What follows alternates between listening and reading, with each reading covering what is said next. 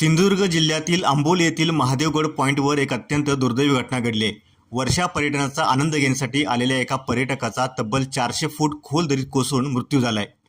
मृत पर्यटकाचे नाव डॉक्टर आयुब सय्यद, वय 45 वर्षे असे असून ते बेळगाव जिल्ह्यातील निपाणी परिसरातील रहिवासी होते।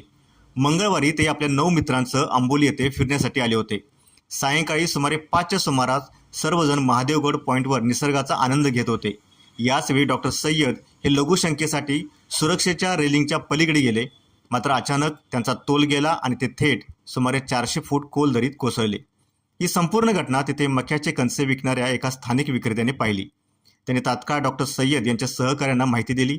त्यानंतर सावंतवाडी पोलिसांना घटनेची माहिती देण्यात आली। पोलीस अधिकारी आणि पथक काही वेळातच घटनास्थळी दाखल झाले। त्यांनी आंबोली येथील सह्याद्री ॲडव्हेंचर रेस्क्यू ग्रुपची मदत घेत तातडीने शोध मोहीम सुरू केली। मात्र मुसळधार पाऊस, दाट धुके आणि वाढता अंधार यामुळे बचाव कार्य मोठ्या अडचणीत आले। सायंकाळी 7च्या सुमारास शोध मोहीम तात्पुरती थांबवावी लागली।